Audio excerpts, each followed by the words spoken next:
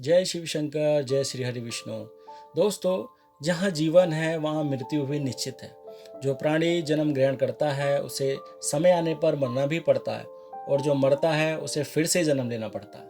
यही सत्य को सभी ने स्वीकार किया। दोस्तों, आज हम बात करेंगे गरुड़ पुराण के बारे में।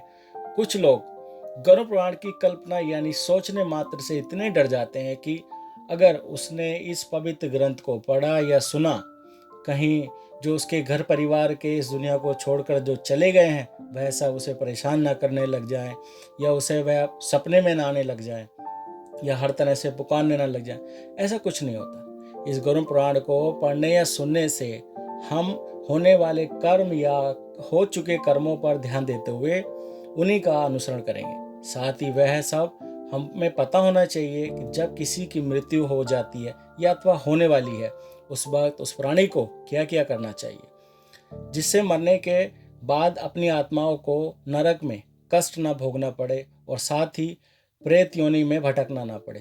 इसलिए आज हम इन सभी के बारे में बात करते हुए इस गरुड़ पुराण का पहला अध्याय शुरू करेंगे।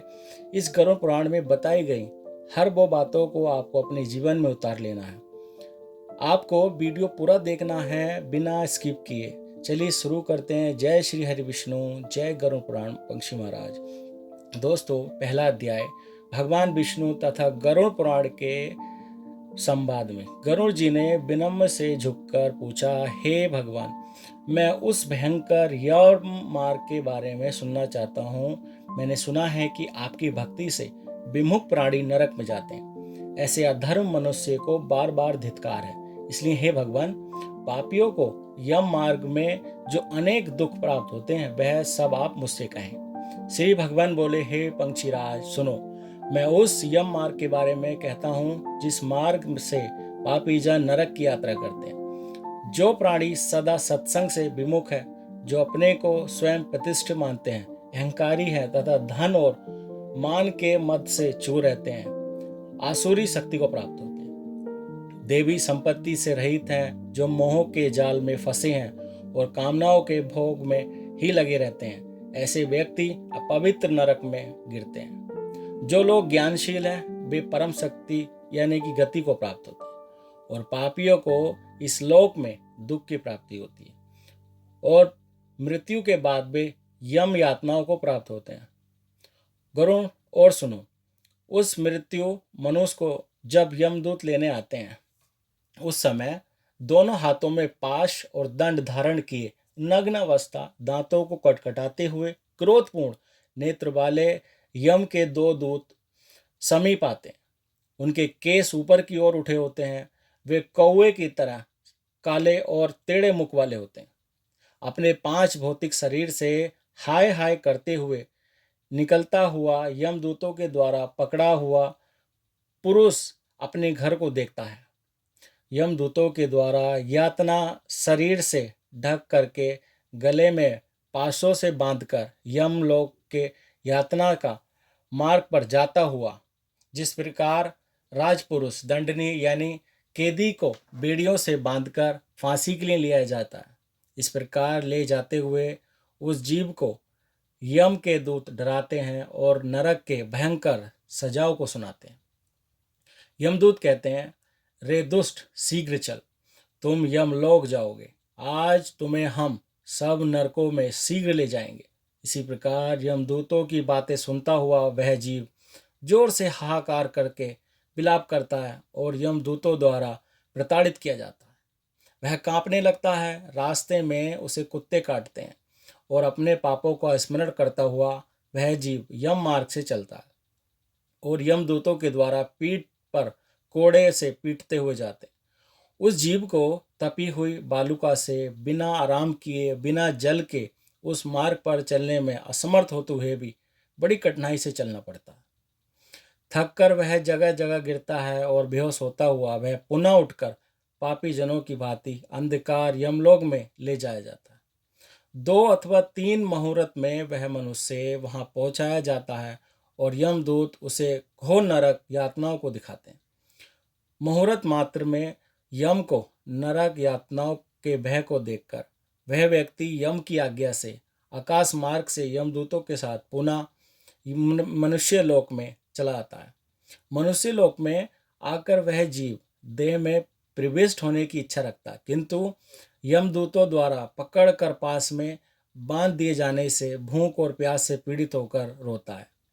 हे गरुड़राज, वह प्राणी पुत्रों से दिए हुए पिंड तथा दिए हुए दानों को प्राप्त करता है, तो भी उस नास्तिक की तृप्ति नहीं होती। पुत्र के द्वारा पापियों के उद्देश्य से किए गए श्राद्ध दान उनके पास ठहरते नहीं। सैकड़ों करोड़ कल्प बीत जाने पर भी बिना भोग किए कर्मफल नाश नहीं होता, तब तक उसे मनुष्य को शरीर भी प्राप्त नहीं होता। हे पंछीराज, इसलिए पुत्र को चाहिए कि 10 दिनों तक पिंड दान करे। हे पंछी श्रेष्ठ, वे पिंड प्रतिदिन 4 भागों में बांटते हुए उनमें से 2 भाग प्रेत शरीर के पंचभूतों की पुष्टि के लिए होते हैं, तीसरा भाग यमदूतों को प्राप्त करते हुए और चौथा भाग उस जीव को आहार प्राप्त होता है। 9 रात दिनों में पिंड को प्राप्त करके प्रेत का शरीर बन जाता है और 10वें दिन उसमें बल की शक्ति प्राप्त होती है। हे पंछी श्रेष्ठ, मृत व्यक्ति का शरीर जल जाने पर पिंड के द्वारा पुनः 1 हाथ लंबा शरीर प्राप्त होता है, जिसके द्वारा वह प्राणी यमलोक के रास्ते में शुभ और अशुभ कर्मों के फल को भोगता है। पहले दिन जो पिंड दिया जाता है उससे उसका सिर बनता है, दूसरे दिन जो पिंड दिया जाता है उससे उसकी गर्दन और कंधे बनते हैं, तीसरे दिन पिंड से हृदय बनता है, चौथे पिंड से पीठ बनती है, 5वें पिंड से नाभि बनती है, छठे और 7वें पिंड से कमर और गुदांग उत्पन्न होते हैं, 8वें पिंड से जांघें बनती हैं और 9वें पिंड से घुटने तथा पैर बनते हैं। इस प्रकार 9 पिंडों से शरीर प्राप्त करके 10वें पिंड से उसकी भूख प्यास ये दोनों जागृत हो जाती हैं। जब 11वें तथा 12वें 2 दिन भोजन करता है, 13वें दिन यमदूतों के द्वारा बंदर की तरह बंधा हुआ वह प्राणी अकेला उस यम मार्ग में जाता है। मार्ग में मिलने वाली बैतरणी नदी को छोड़कर यमलोक के मार्ग की दूरी का प्रमाण यानी कि 86,000 योजन है। वह प्रेत रोजाना रात दिन में 247 योजन चलता है। मार्ग में आए हुए इन 16 पुरों यानी नगरों को पार करके व्यक्ति धर्मराज के भवन में जाता है और इन 16 भवनों को पार करके इनमें आगे यमपुरी में धर्मराज का भवन स्थित है। यमराज के दूतों के पासों से बंधा हुआ पापी जब जीव रास्ते भर हाहाकार करता हुआ रोता हुआ अपने घर को छोड़कर यमपुरी को जाता है।